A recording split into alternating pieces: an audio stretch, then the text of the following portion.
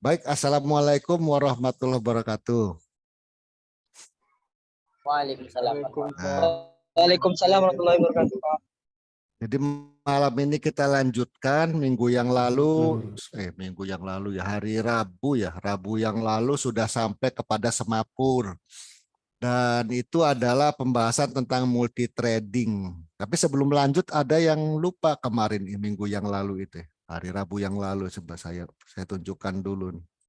Ada yang satu yang luput dari perhatian, yaitu tentang fungsi random. Coba saya buat di sini latihan.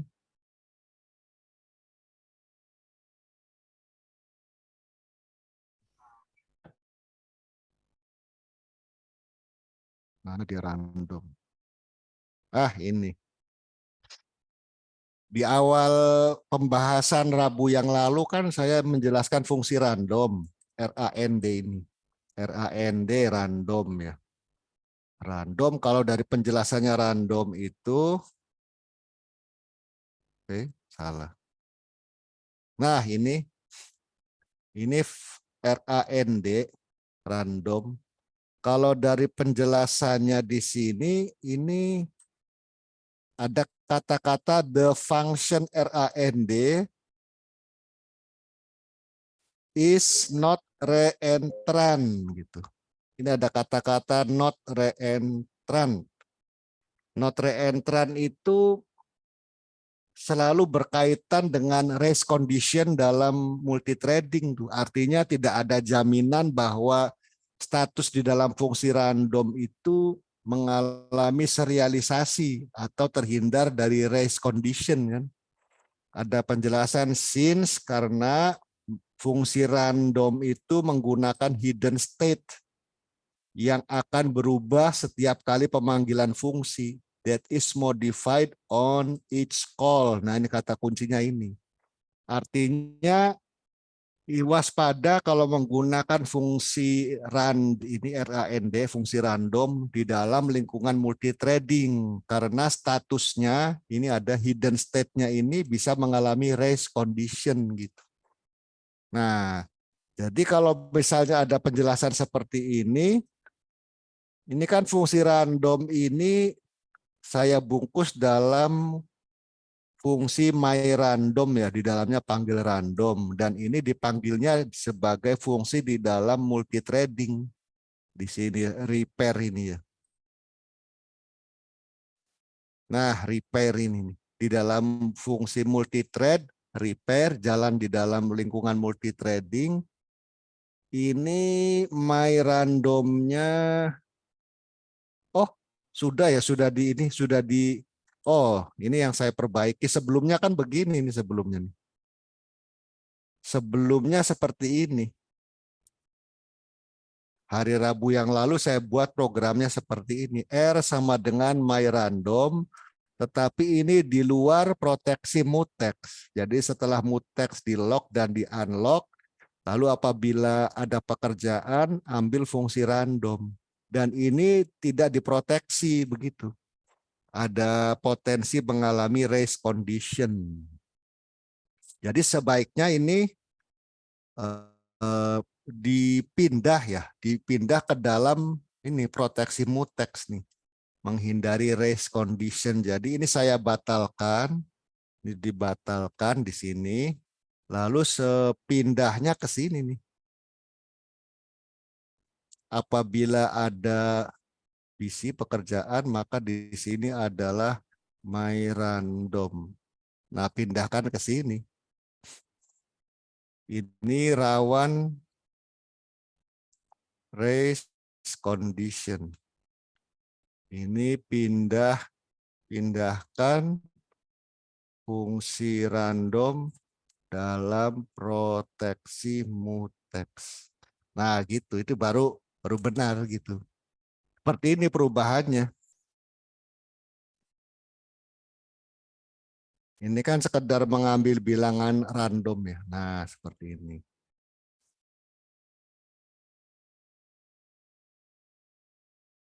Sampai di sini jelas ya maksudnya ya? Atau ada pertanyaan ini, mengapa fungsi myRandom saya pindahkan ke dalam proteksi mutex ini nih. Karena fungsi random itu bersifat non-reentrant di sini. Not reentrant. Jadi kalau nanti sering sudah mulai aktif dalam coding, lalu dalam dokumentasi disebutkan not reentrant, artinya hati-hati kalau dipanggil dalam lingkungan multithreading tuh. Harus dilindungi gitu. Bisa pakai mutex atau pakai objek serialisasi yang lain. Ya itu aja perubahannya ya. Mengenai semapur ada pertanyaan tidak semapur?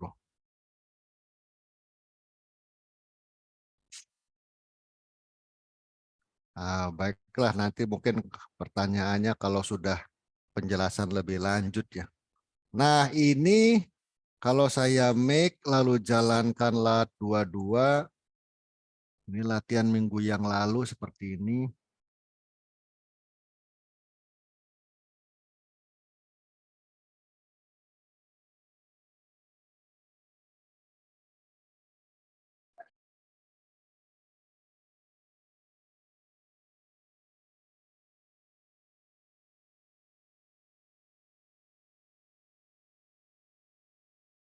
Nah, jadi saya gambarkan seperti ini nih.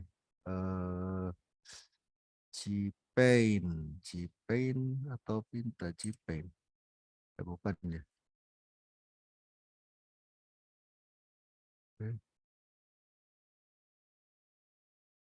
Oh, bukan G-Paint. Kemarin itu apa Bang? Graphics. Oh, salah. GLMark.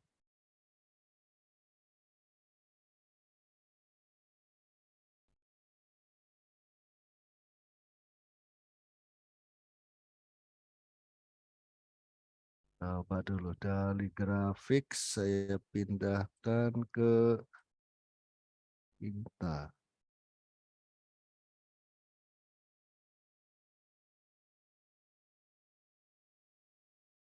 Nah, ini cobalah saya gambarkan dulu. Jadi kalau multi-thread itu apabila ini ada main thread, lalu di sini P thread create, maka ini akan membuka thread baru kan. Ini thread 0. Nanti kalau pthread create lagi yang kedua, ini akan membuka yang thread 1. Kalau pthread create lagi, dia akan thread 2 dan seterusnya gitu ya. Ini jadi akan memiliki sebuah proses yang multi thread, sementara ini thread main gitu kan. Jadi T adalah singkatan dari thread. Nah, begitu. Ini semua dalam satu proses dan dalam satu peta memori virtual yang sama. Semua ini berjalan dalam peta memori yang sama. Bagaimana kalau salah satu thread misalnya mengalami crash, misalnya mengalami segmentation fault, misalnya begini. Misalnya dia mengalami error segmentation fault lalu crash. Salah satu threadnya crash. Bagaimana dengan thread yang lainnya? Nah, itu yang perlu kita lihat nih. Bagaimana kalau satu segmen crash gitu. Atau sumber crash itu kan bisa jadi pembagian dengan 0 kan. Misalnya sebuah bilangan 2 dibagi 0. Itu pasti akan crash tuh pembagian dengan 0 ini.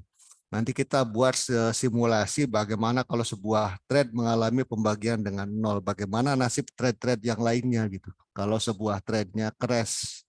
Coba ya. Nah ini.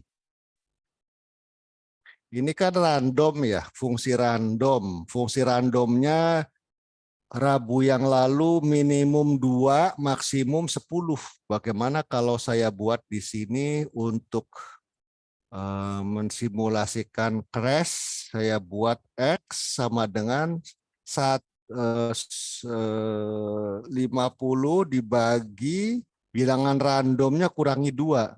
Tuh gitu ya. Crash jika R sama dengan 2. Nah, saya sengaja buat begitu. Sengaja ya. Jadi kalau misalnya randomnya pas dapat angka 2, ini pasti crash di sini. Bagaimana nasib dari thread-thread yang lainnya? Coba di sini.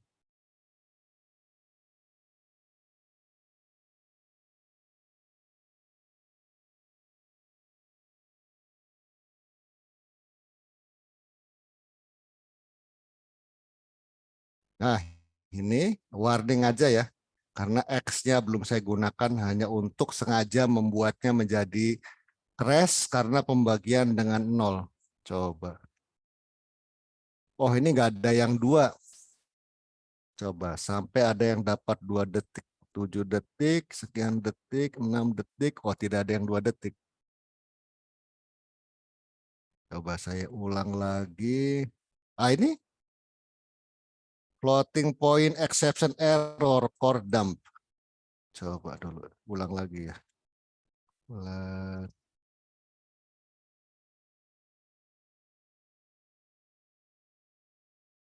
Ya, nggak ada yang ini.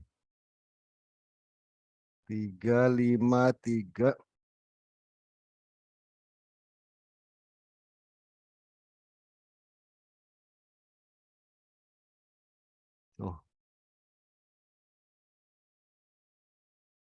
Oh, exit with to motorcycle. Oh, nggak ada.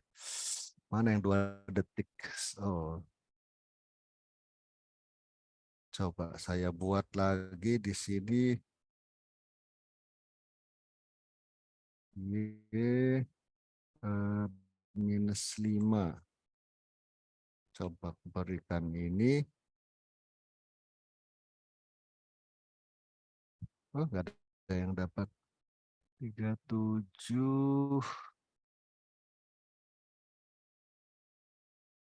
Oh, nggak dapat yang ini ordam tuh.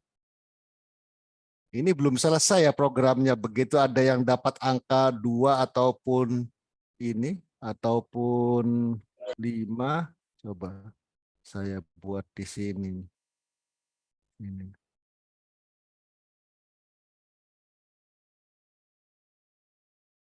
Nah, ini.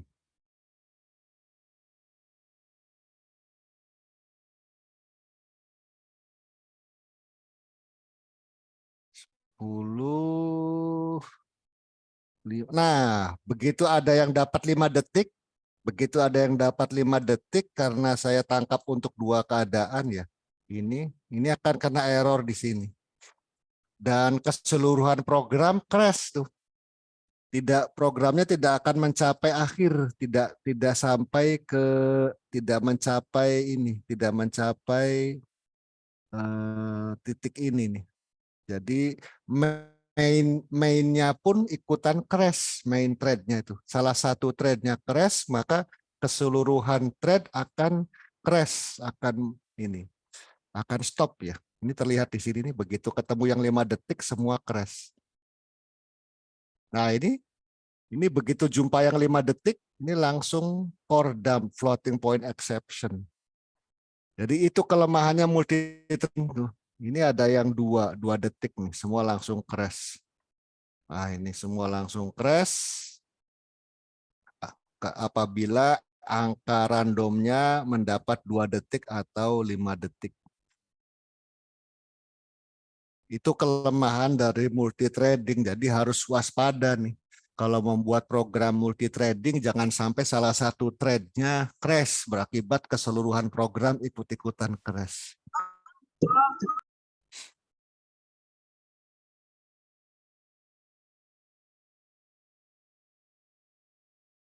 Nah, ini aman karena tidak ada satupun yang dapat angka 2 detik dan 5 detik ya.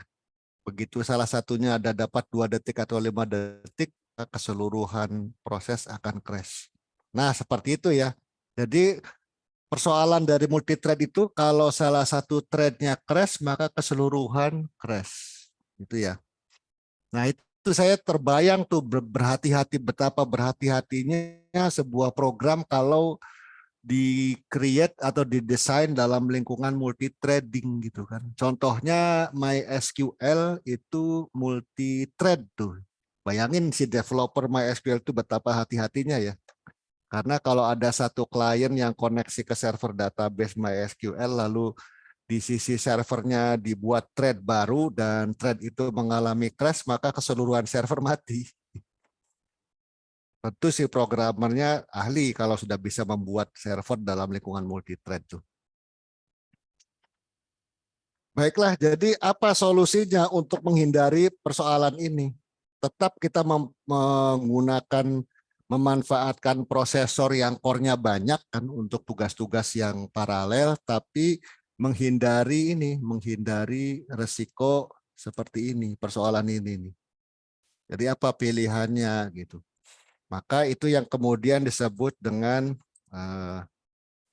kalau yang tadi multi-thread itu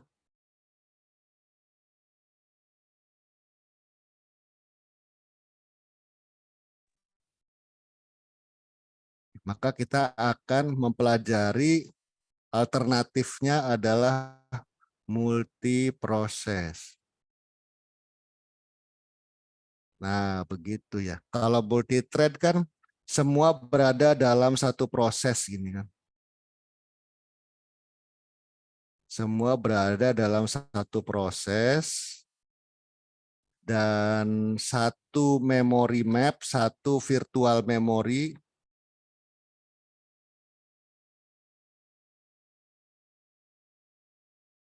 itu ya. Dan ini hanya jalan yang berbeda adalah thread-nya. Nah, ini thread nih.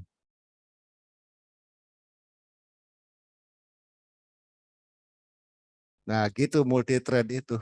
Sedangkan kalau multiproses ini ada sebuah proses lalu di-split di sini.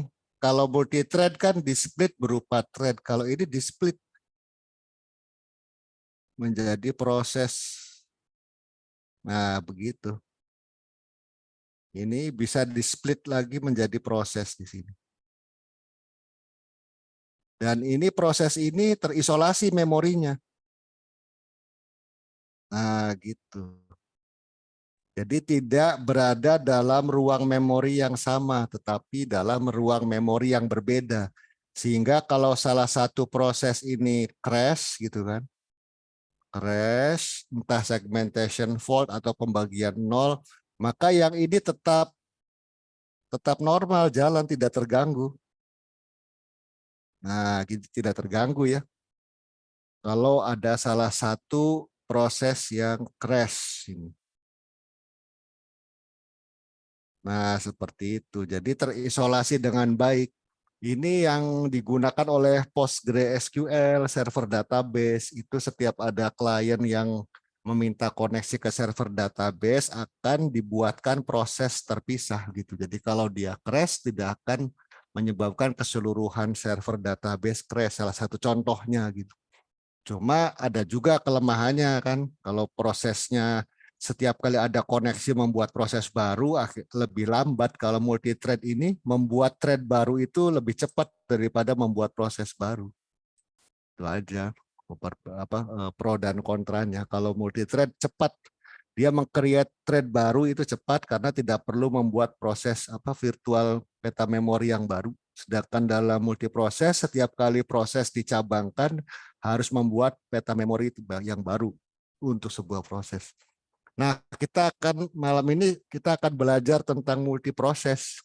Jadi seperti ini multiproses itu. Kalau ini ada main,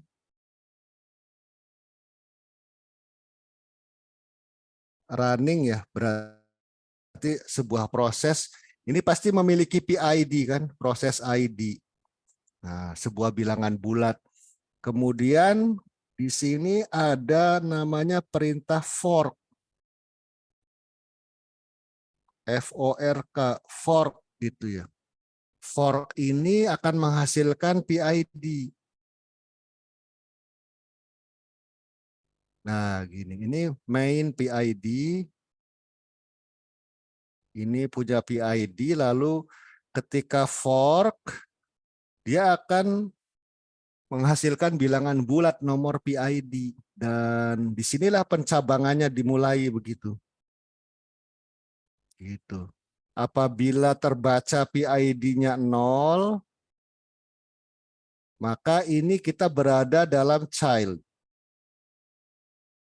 Kalau PID-nya besar dari 0, berarti kita berada dalam proses original di sini. Proses main yang original gitu. Jadi kalau panggil fungsi fork, maka akan terbelah begini. Apabila PID-nya besar dari 0, berarti kita berada dalam main. Tapi kalau PID-nya 0, berarti kita berada dalam child. Di sini yang kemungkinan agak membingungkan ya, sampai harus paham betul dengan hal ini, pencabangan ini. Baiklah, saya buatkan saja seperti ini programnya. Saya buat MKdir latihan 23. Nah, sini. Kemudian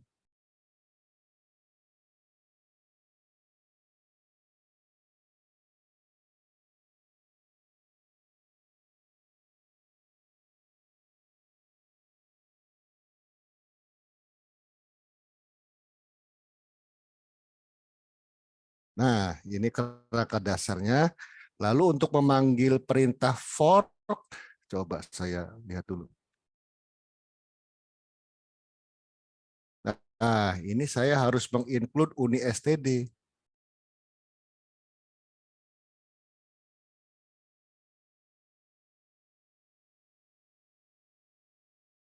Nah, gitu.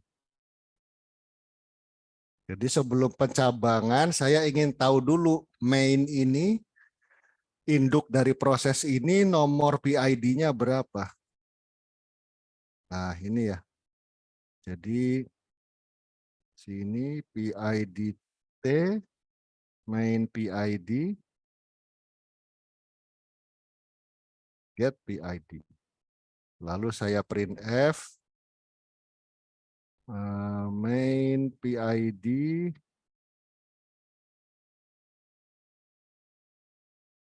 nah gitu kan. Dapat nomor proses induk. Sekarang kalau child PID, child PID itu berarti subproses ya. Child PID sama dengan fork.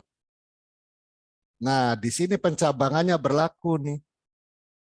Apabila child PID-nya 0, maka dalam kurung ini berada dalam child process. Ya,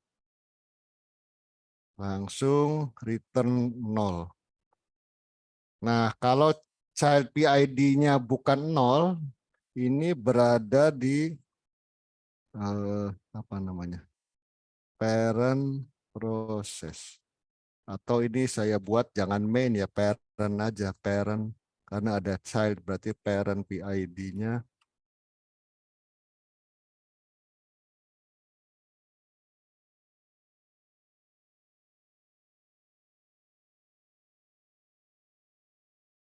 Nah, seperti itu.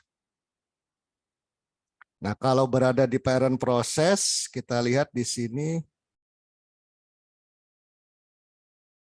child PID. Nah, seperti ini.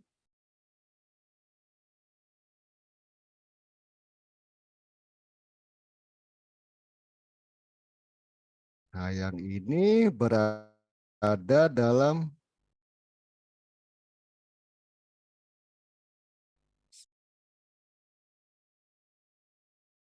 Nah, kita lihat di sini berapa PID-nya nih.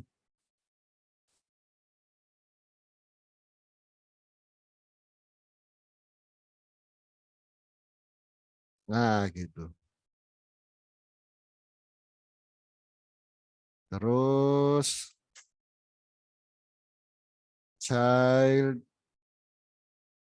process exits return 0 ya. Kalau di sini berarti parent process exits. Nah, seperti ini.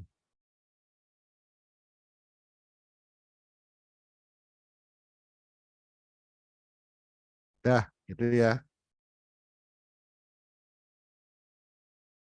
Seperti ini programnya.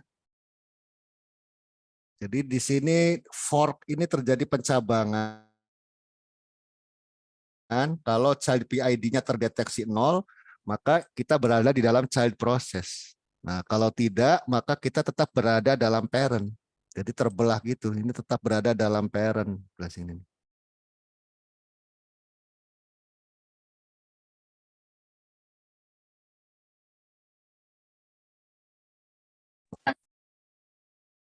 Nah, gitu ya.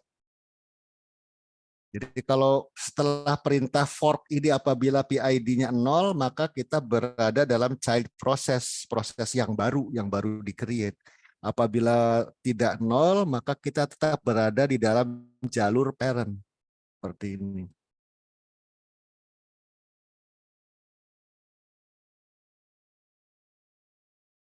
Coba kalau dibuat make filenya, oke, salah.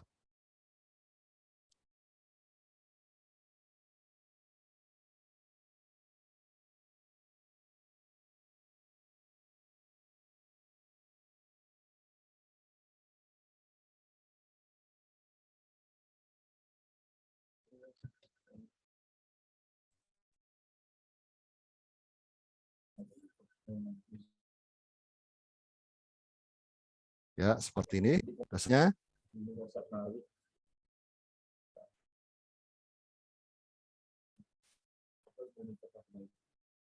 Oh, ada yang salah. Ini ya. Oke, selesai. Ya, coba kalau saya jalankan ya, lat 23 lat 23. Nah, seperti itu. Berarti parent PID kan di sini ya. Nih, parent PID-nya adalah 41837.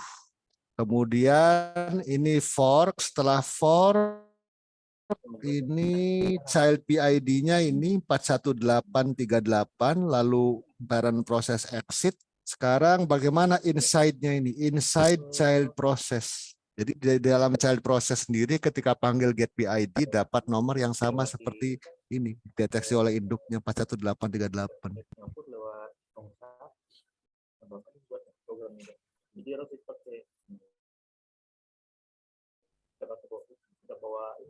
Nah, gitu ya. Nah, sampai di sini ada pertanyaan tidak nih? Atau saya salin dulu ya? Saya salin dulu ke ini kompetensi 0,0 dokumen lah.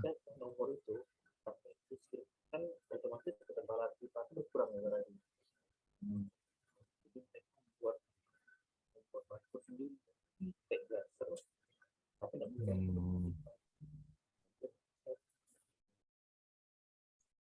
Ya, sudah saya kirim itu ya. Ini 2 buah file, make file bersama main titik C.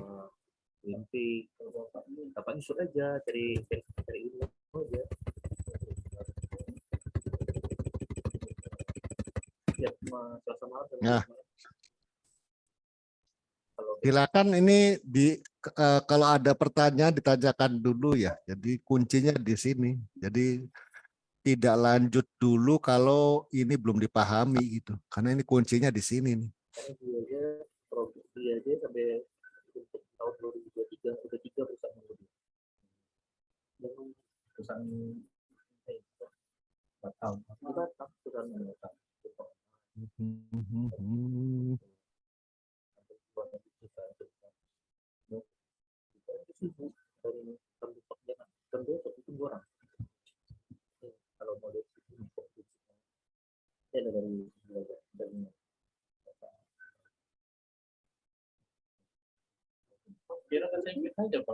Itu kalau saya mau di frog lagi harus di parentnya atau boleh di child, Pak? Di child boleh, iya.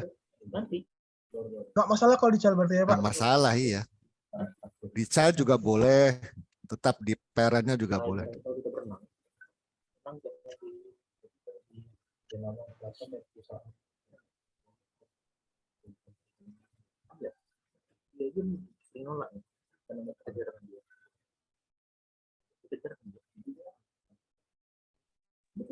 Pak, maaf Pak sebelumnya. Iya. Boleh dijelasin balik Pak sedikit Pak, karena baru sampai dari Maninjau nih Pak. Oh iya, Mengenai iya. program ini. Iya. Jadi nih kan, sampai Rabu yang lalu kita belajar tentang multi-thread kan. Jadi kalau ada main, maka untuk membuat pencabangan thread adalah perintahnya ini, pthread create ini kan. Jadi kalau kita panggil berulang-ulang, misalnya ini 3 kali, kita akan mempunyai child thread kan, T0, T1, T2 gitu ya. Jadi ini multi-thread, semuanya berada dalam satu proses dan menggunakan virtual memory address yang sama. Lalu tadi didemokan apa yang terjadi jika salah satu threadnya ini mengalami crash gitu ya. Segmentation fault atau tadi pembagian dengan 0 kan. Segala sesuatu yang berakibat sebuah thread mengalami crash gitu. Apa yang terjadi dengan keseluruhan proses? Ternyata keseluruhan prosesnya ikut crash gitu ya. Dan itu harus waspada kalau membuat program multi-thread. Lalu bagaimana alternatifnya kalau kita ingin kebal terhadap masalah ini? Artinya salah satu segmen, salah satu thread crash, yang lain tidak terpengaruh. Maka kita akan pindah dari multi-thread ke multiproses gitu. Kalau ini multi-thread artinya berada dalam satu proses dan menempati virtual memory yang sama, hanya berbeda thread paralel seperti ini. Kalau multiproses ini prosesnya yang berbeda. Jadi ini ada proses induk main, kemudian menciptakan child proses. Ini proses yang baru ini menempati memori yang berbeda, menggunakan peta memori yang terpisah dari proses induknya, terisolasi ya. Sehingga kalau si salah satu child proses ini crash gitu kan, maka proses-proses terisolasi. Itu alternatifnya kalau kita ingin menghindari persoalan tadi ya. Dan untuk multiproses itu, kalau ini adalah main, kemudian di launching sehingga menjadi proses, maka kita akan memperoleh parent PID. Kan setiap proses memperoleh proses ID. Ketika menemui perintah fork, fork ini menghasilkan PID, di sini akan tercabang nih, seperti amuba ya, membelah diri gitu kan. Jadi analoginya barangkali amuba tuh, begitu ketemu fork seperti amuba, split gitu dua. Apabila PID-nya terdeteksi 0, maka kita berada dalam dunianya child, kita berada dalam proses yang baru. Apabila PID-nya besar dari 0, bukan 0, maka kita tetap berada di jalur parent gitu. Nah, seperti ini, multiproses itu berawal dari perintah fork ini. Lalu dicoba di latihan yang baru ini adalah main, kemudian ini kita dapat nih. Kemudian ketika dijalankan perintah fork, maka ini seperti amuba yang membelah diri gitu. Sejak baris ini sampai selesai, ini kita deteksi. Apabila child PID hasil fork itu adalah 0, maka kita berada di dalam proses baru, child process. Dan return di sini ya, child processnya di sini. Ini child process nih di sini. Apabila bukan 0, maka ini kan lanjut ke bawah sini ya. Kita berada dalam parent process itu. Jadi penjelasannya itu. Dan setelah didemokan tadi, ya itu tadi apa? Mana tadi ya? Lat 23. Nah, ini nih. Parent PID-nya 45390 itu hasil dari baris ini. Kemudian setelah fork, ini child PID-nya 45391, lalu parent-nya exit kan. Jadi ini kita berada di sini. Lalu bagaimana dengan child? Nah, ini child-nya di sini, inside child process. Untuk memperoleh PID-nya, karena child PID ini dideteksi 0, maka kita panggil get PID. Ini berada di child process. Diperoleh bilangan child process-nya 45391. Ini sama seperti yang dideteksi oleh parent kan. Si parent-nya mendeteksi 45391. Ini child-nya pun sama. Kemudian child process-nya exit di sini. Exit. Nah, gitu. Jadi ini berada dalam proses yang berbeda gitu.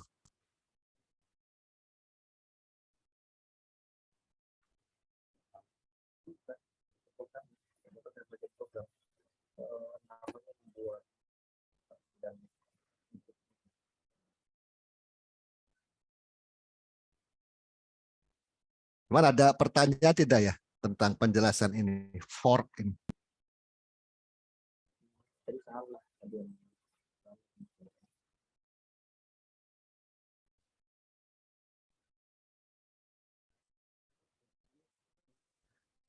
Saya agak bingung sama dokumentasinya, Pak. Kalau kita baca di dokumentasinya itu, Iya. di return value itu, Pak, dikatakannya Oh, mana?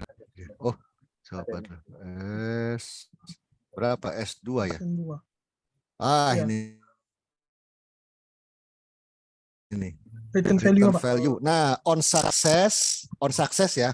The PID of the child process is written in the parent and 0 is written in the child. Jadi kalau PID-nya itu bukan 0, PID dari child, maka ini kita berada di dalam proses parent nih. Apabila dideteksi return-nya ini adalah bukan 0, berarti kita berada di parent. Itu Pak, berarti fork itu dua kali, Pak. Ini. Return-nya. Ya, jadi begitu fork itu dia membelah gitu, terbelah dua. Berarti yang sebelum fungsi fork itu seolah-olah tiada. Ya. Di fork baru Jadi, dibelah, dibuat baru berarti ya, parent-nya, Pak. jadi kalau dari baris ini yang saya highlight ini berada di parent proses. Lalu begitu dibelah. fork ini terbelah nih. Nah, sejak itu dibelah fork itu. Jadi fork. Berarti emang dua kali dia Iya. return. Iya, jadi terbelah gitu. Apabila child PID-nya bukan 0, berarti kita berada di parent. Kalau child PID-nya 0, berarti kita berada child itu. Seperti penjelasan ini nih. Kalau N0 is written in the child itu. Jadi kalau 0 berarti kita berada di dalam proses child. Kalau child PID-nya ini bukan 0, berarti kita tetap berada di parent di sini gitu. Oh, kalau misalnya pakai coding kan, kalau mau lengkap kan gini else kan. Ah, gitu sama aja tuh. Ah, gitu. Berada di parent proses kan. Sama sebetulnya.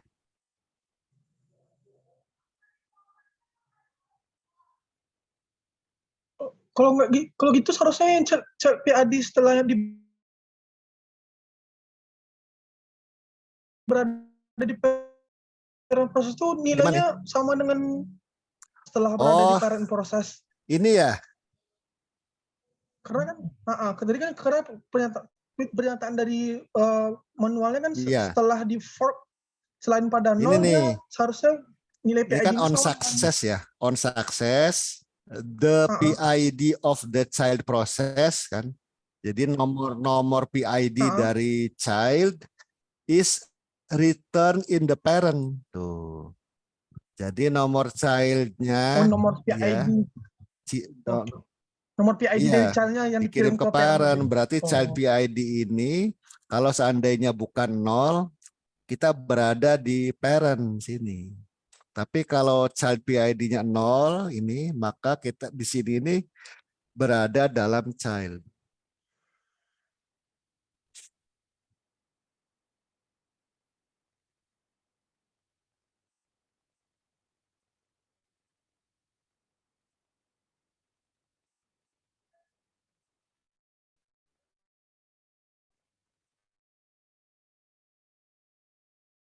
Atau gini ya, lanjut ke child process. Ini berarti lanjut ke parent process. Gitu. Makanya di sini ada deteksi ini filter ya. Apabila child PID-nya 0, maka ini sebenarnya berada dalam child. Kalau saya tidak return, kalau seandainya return ini ditiadakan gitu ya.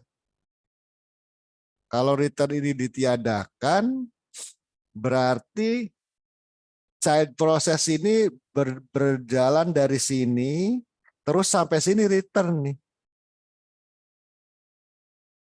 Kan parent ini di skip, bagian ini di skip dan langsung ke sini.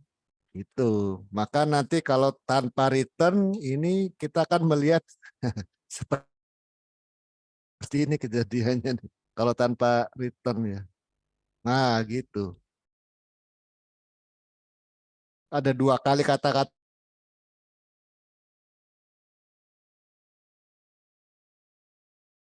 parent ini, jadi sharing kode gitu.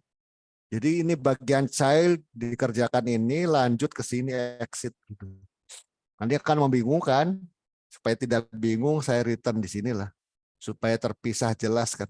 Bagian mana yang child, bagian mana yang parent. Karena sejak fork ke bawah ini akan sama semuanya.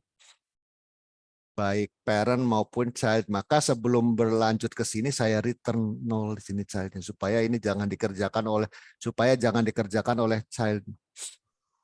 oh berarti child itu ketika terminate dia kembali ke main proses berarti Pak? Exit aja. Ketika return 0 itu dia ini sudah jadi proses tersendiri gitu. Jadi ketika return ya sama seperti return 0-nya parent gitu. Nah, maksud saya makanya kalau ketika kita hilangkan return Iya. 0 dari child itu, karena pada dasarnya child itu ketika dia selesai dari proses dia kembali ke parent gitu Pak. Enggak sih. Kalau ikan ini dia bukan kembali ke parent. Jadi Bukan kembali ke parent pas sebenarnya. ini ke bawah ini itu akan sama yang saya highlight itu akan dilihat sama oleh parent maupun oleh child gitu. Nah, jadi kalau child PID-nya 0, khusus ini dikerjakan oleh child ya. Setelah ini dia akan lanjut ke sini kodenya. Jadi sama ini. Sejak fork itu ke bawah akan sama semua kodenya. Oke. Iya.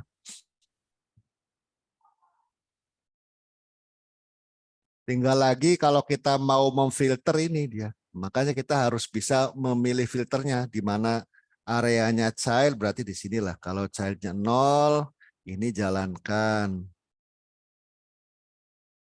Yang ini saya return kan supaya tidak membingungkan. Nah, oke. Atau Pak lebih jelasnya pakai else mungkin ya, else gitu ya.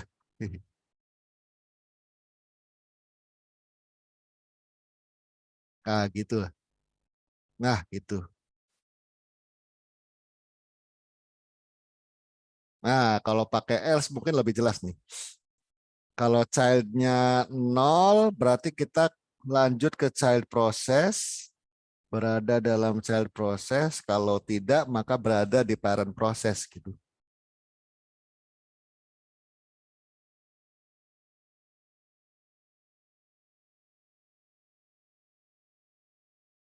Jadi fork ini kita mesti berpikir seperti amuba gitu, membelah diri. Sejak fork itu terbelah gitu.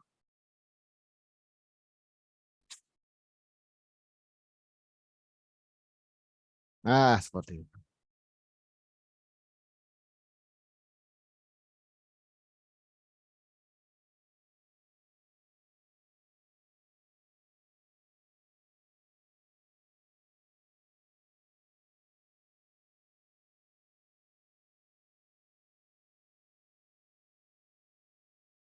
Yang lainnya bagaimana?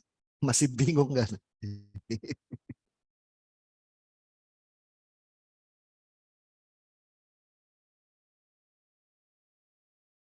Kalau bahasa Inggrisnya fork itu apa? Garpu ya?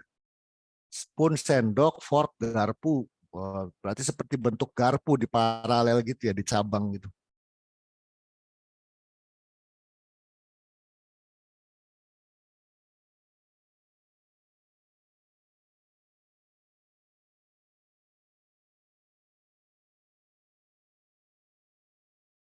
Nah, kalau dalam multi-thread kan kita mencegah si parent proses exit sebelum child selesai. Kalau dalam multi-thread kita kan menggunakan join ya, pthread join gitu ya. Nah, misalnya begini nih. Bagaimana kalau child prosesnya saya minta ada sleep dulu di sini. Sleep selama 5 detik gitu. Ini apa yang terjadi nih? Berarti parentnya exit terlebih dahulu, baru kemudian childnya exit gitu ya. Kalau misalnya menginginkan parent menunggu sampai child selesai, bagaimana caranya?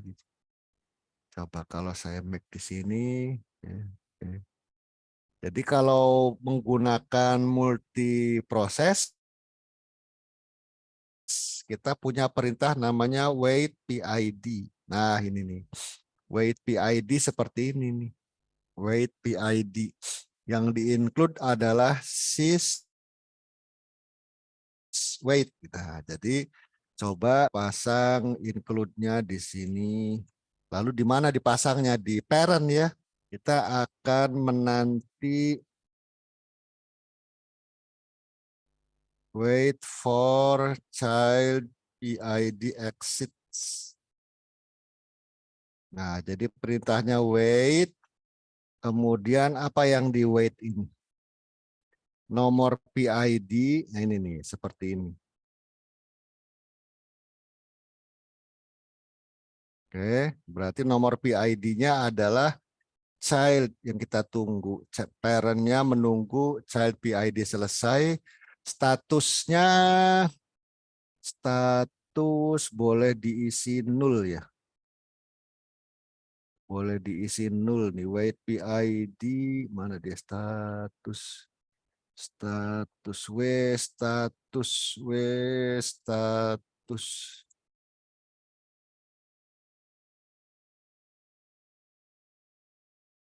Ah, ini if jika not null berarti boleh null.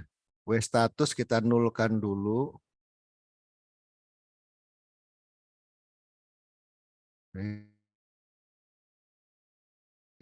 Oke, kemudian optionnya apa di sini? Ada 3. Return immediately if no child has exit. Ah, ini nih, W untrace nih ya. Kalau childnya stop berarti di sini W untrace. Dia menunggu sampai childnya exit.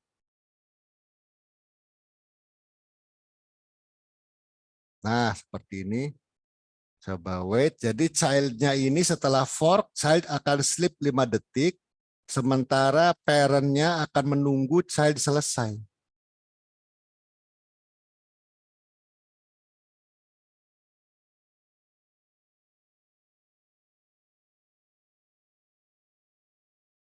Nah, ini kan parentnya nunggu kan. Tuh, menunggu child. Begitu child exit, child proses exit, baru parentnya exit.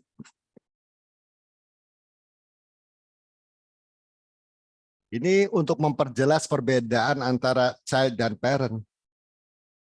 Nah, ini parentnya nih, wait for child PID exit di sini. Terus saya tambah ya 10 detik.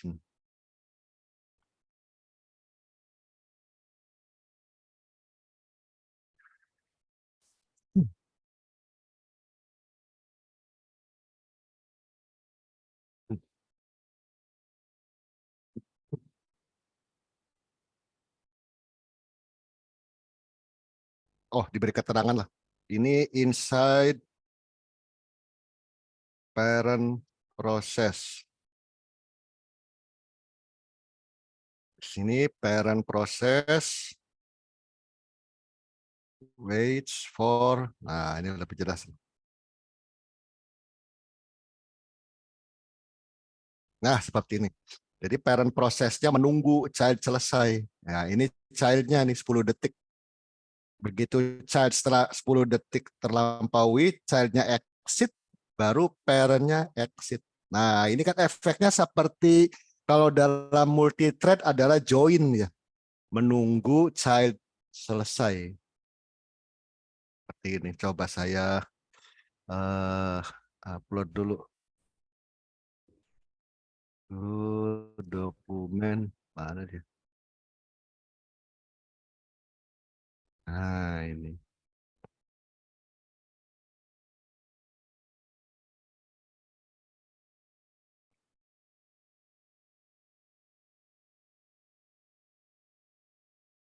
Nah, gitu.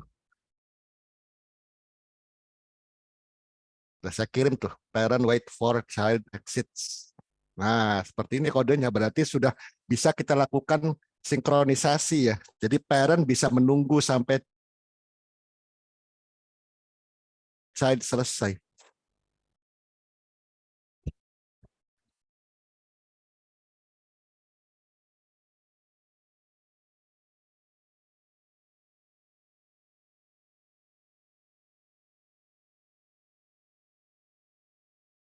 Sudah saya upload, silakan di-download dan dipelajari ya itu.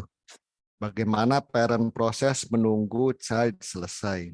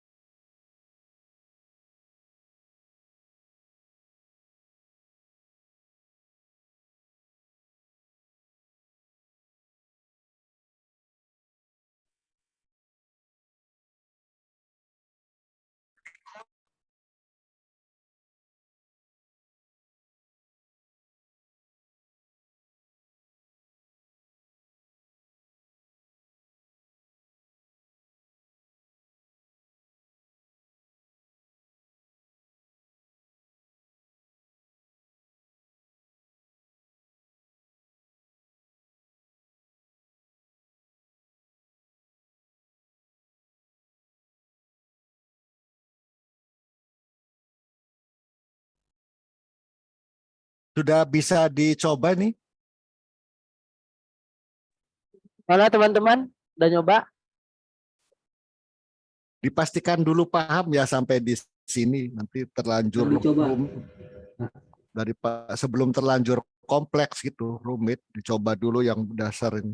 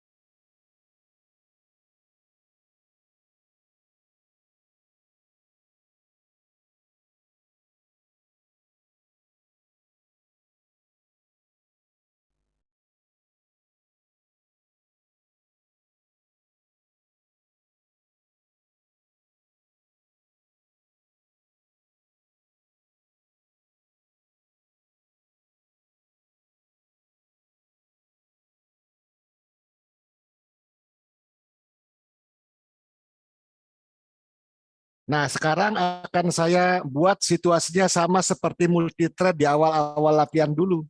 Kita akan looping sebanyak 10 juta kali kan. Coba berapa kali tadi ya? Waktu itu latihan 19 ya. 19. Iya ini. Ini max datanya 1000 berarti dibagi 2, iya, lalu kemudian di masing-masing loop 10 juta. Nah, misalnya begini, berarti ini sebetulnya tidak perlu dipasang else lagi ya, karena ini kan si child process return di sini. Berarti ini untuk menyederhanakan program sebelum lanjut, ini tidak perlu else ini, supaya tidak terlalu banyak pencabangan. Nah, gini. Jadi kalau child 0, saya buat di sini max datanya, max data 1000. Coba saya samakan di sini ya. Max datanya 1000, kemudian loopingnya di sini adalah 10 juta. Berarti di sini saya akan buat simulasikan di child process ini integer i, j.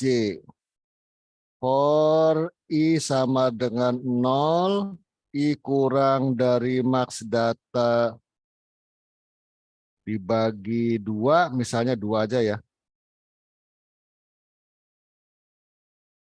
Lalu di dalamnya ada lagi looping untuk sengaja membuat prosesor sibuk.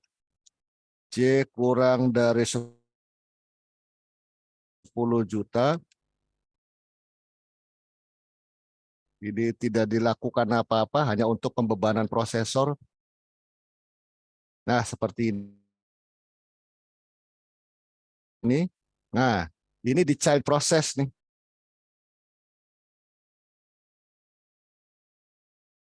Pertama, berarti child-nya ada, saya buat 2 buah ya. Child 0 dan child 1 PID. Berarti child 0 PID. Nah, gitu. Berarti kan parent-nya berada di sini, lanjut ya. Saya fork sekali lagi. Ini berarti child 1 PID sama dengan fork. Jadi parent prosesnya membuat 2 buah child. Child 0 dan child 1. Apabila child 1 PID sama dengan 0. Nah, ini saya salin aja berapa baris. 1, 2, 3, 4, 5, 6, 7. Nah, gitu. Kemudian yang ditunggu ada 2 kan, child 0 dan child 1. Nah, seperti ini. Mirip seperti join multithread. Jadi parent-nya menunggu sampai semua child selesai bekerja.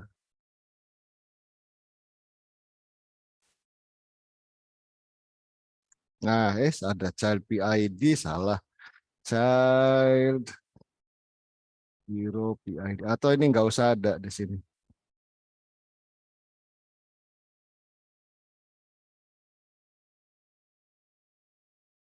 Nah, gitu. Oke. Nah, sekarang saya make, kemudian jalankan. Tetapi terlebih dahulu saya lihat sistem monitor. Ingin lihat prosesornya nih. Nah, ini ada 2 yang bekerja tuh. Yang 100% ada 2, CPU 5 dan CPU 6. Nah, sampai selesai ya. Ini kelihatan 2 prosesor sibuk. Ulang lagi. Jadi sama seperti multithread di proses, karena kan ketika saya membuat proses baru, sebetulnya di dalamnya ada thread, sebuah thread. Setiap proses itu memiliki secara default sebuah thread. Jadi kalau saya menciptakan 2 buah child proses, sama aja membuat 2 buah thread baru gitu. Cuma bedanya yang ini lebih tebal terhadap crash. Misalnya ya salah satu childnya saya sengaja buat 0. Misalnya di sini nih. Apabila di child 2 saya sengaja nih integer J, integer K, max datanya kan antara 0 sampai 500 ya. Karena kan dibagi 2, max datanya 1000 dibagi 2 berarti 1000 dibagi 200 minus I. Ketika I sama dengan 200, maka proses crash. Nah gitu. Apa yang terjadi nih kalau salah satu proses crash? Disengaja gitu 200 min I. Kalau I-nya 200 kan pasti pembagian dengan 0 ya.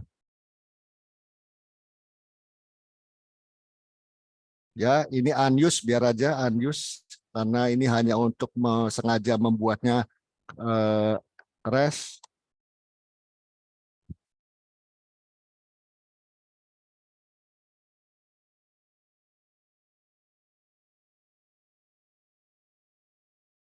Nah, ini ada satu yang crash nih. Coba ya. Di sini saya buat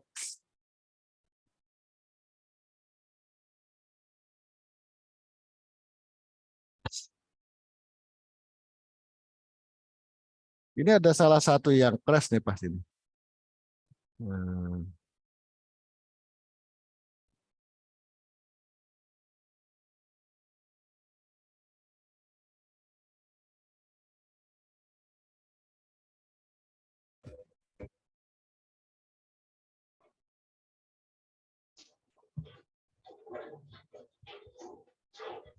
Coba ya, harusnya akan muncul 2 buah. Nah, ini.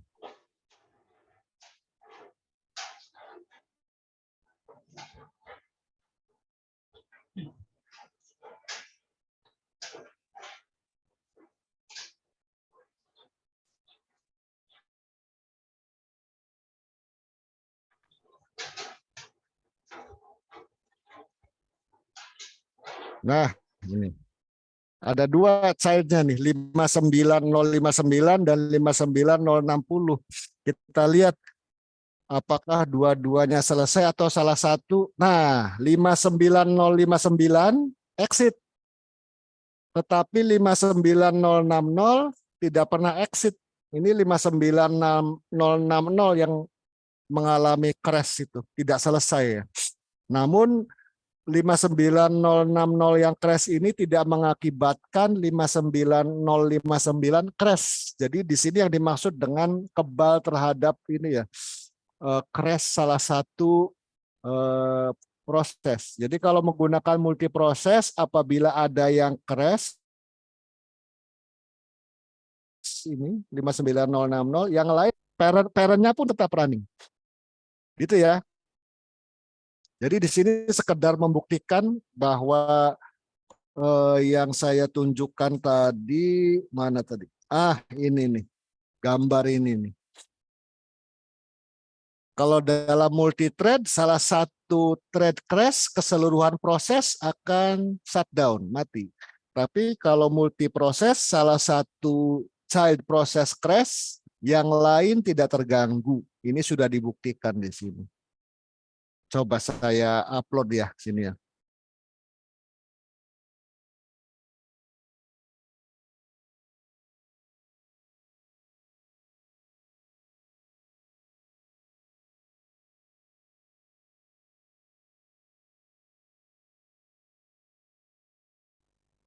Apa namanya? One child process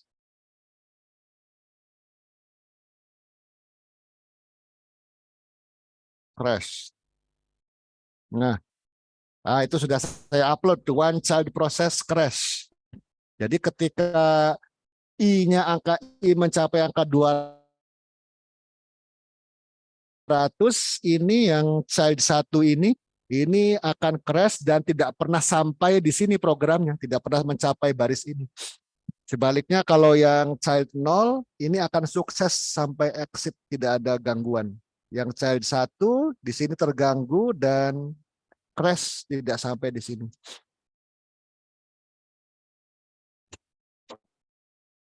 Silakan dicoba dan dipahami dulu maksudnya ya. Mengapa kita memilih alternatif tadi dari multi-thread, persoalannya tadi adalah crash, lalu pindah ke multiproses.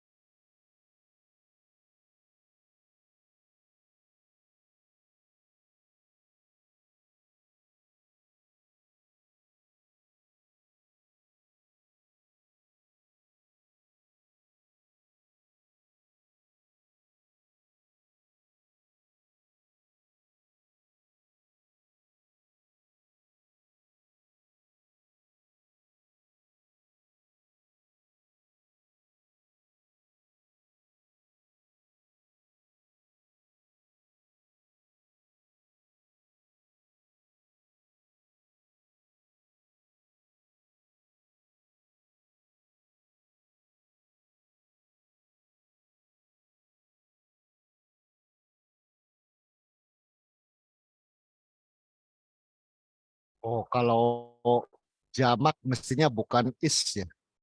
Child processes are. Wah, gitu. Grammarnya salah.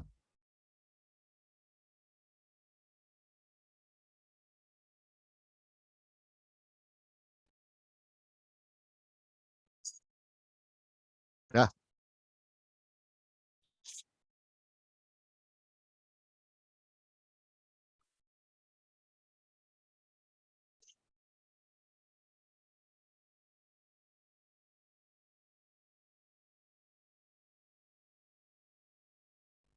sudah berhasil atau ada yang ditanyakan sampai di sini?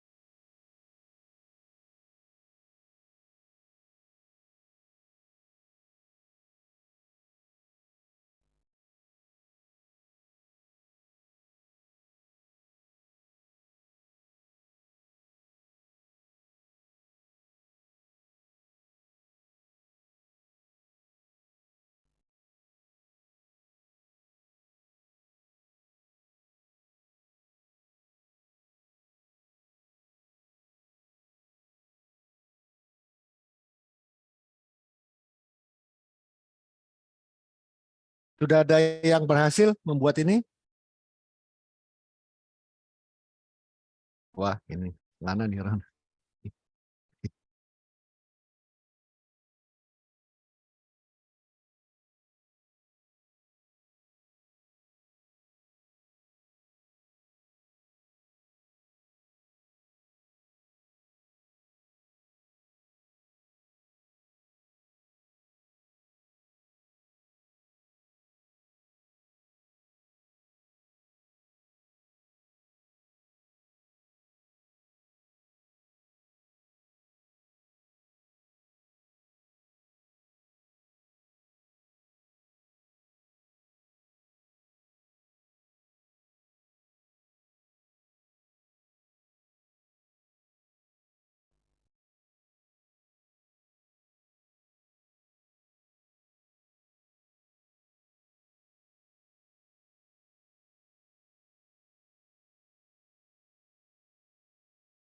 Halo?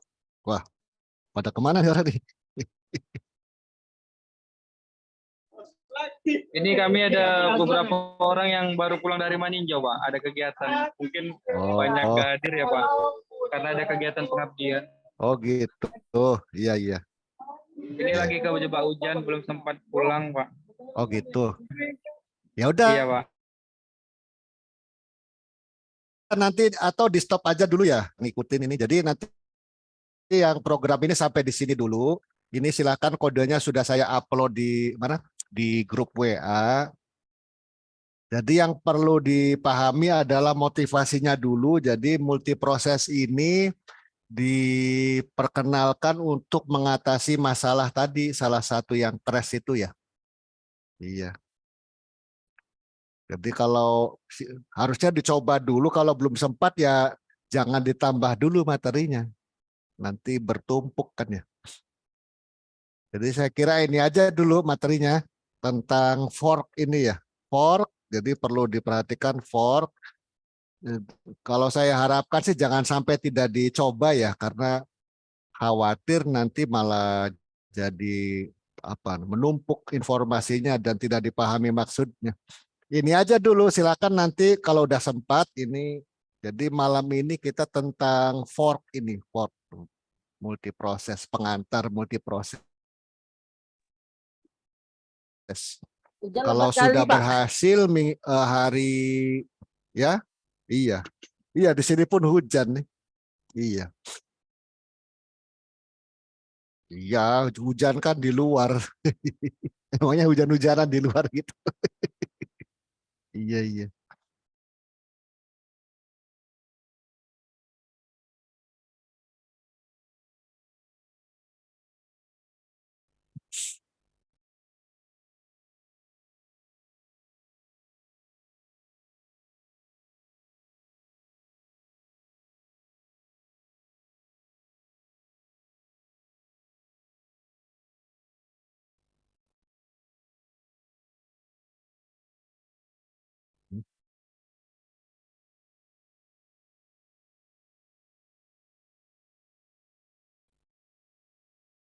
Berarti kita sampai 4 cuman Pak.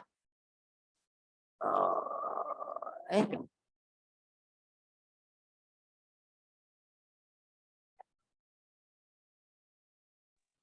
Di mute, Pak.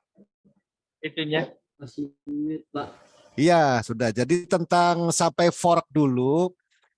Jadi dicoba dipahami dulu tentang fork ya. Terus yang kode yang saya upload itu yang simulasi bahwa salah satu prosesnya crash, yang lain tidak terganggu, kan maksudnya itu keunggulan dari multiproses.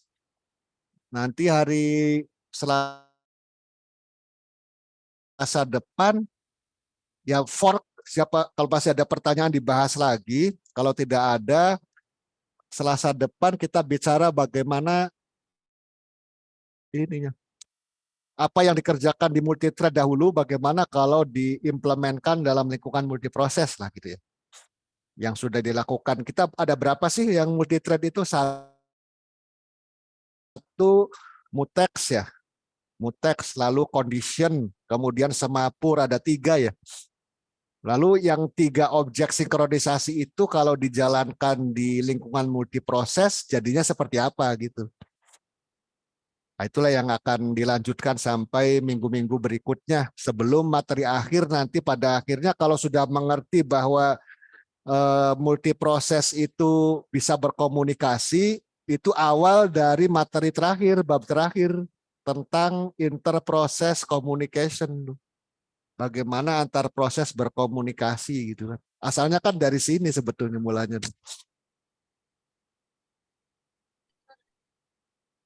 Baik Pak, berarti untuk pertemuan hari ini kita cukupkan dulu ya Pak. Ya, ya, silakan dicoba dulu tuh.